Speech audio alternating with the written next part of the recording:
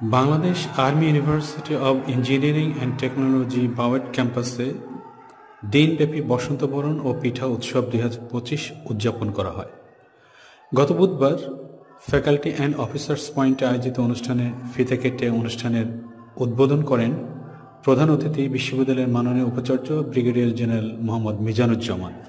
এই সময় উপস্থিত ছিলেন বিশ্ববিদ্যালয়ের treasurer colonel Mohammad Shawkat Hossain PSC অবসরপ্রাপ্ত, registrar lieutenant colonel KFA Sohel অবসরপ্রাপ্ত, ডেপুটি রেজিস্ট্রার, বিভিন্ন অনুষদের ডিন, বিভাগীয় প্রধান এবং কর্মকর্তাবৃন্দ।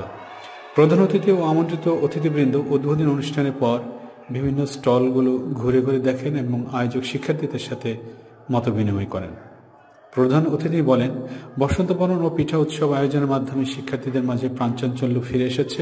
ছাত্রছাত্রীরা পড়ালেখার পাশাপাশি উদ্যোক্তা হওয়া এবং সেবা প্রদানের মনোমানসিকতা নিয়ে ব্যবসায়িক প্রতিষ্ঠান গড়ে তোলার প্রাথমিক ধারণা পেয়েছে। এছাড়া উৎসবমুখর পরিবেশে ছাত্র, শিক্ষক, কর্মকর্তা সহ সকলের চিত্তপ্রদানের সুযোগ হয়েছে।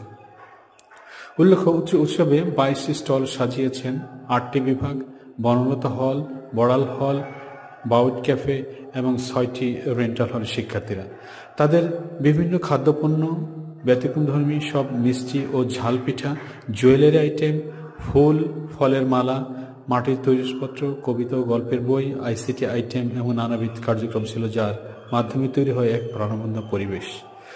খাদ্যপণ্যের বৈচিত্র্যতা, গুণগত মান, স্টলের সাজসজ্জা, উপস্থাপনের কৌশল এবং আপ্যায়নের আন্তরিকতার ভিত্তিতে স্টলগুলোর মধ্যে 3টি স্টল আমন্ত্রিত অতিথি, দর্শক এবং বিচারক মণ্ডলীর দৃষ্টিতে সেরা বিবেচিত হয়েছে। এর মধ্যে আইন ও বিচার বিভাগের স্টল প্রথম, রেন্টাল হলের স্টল দ্বিতীয়, ব্যবসায় প্রশাসন বিভাগের স্টল তৃতীয় পুরস্কার লাভ করে।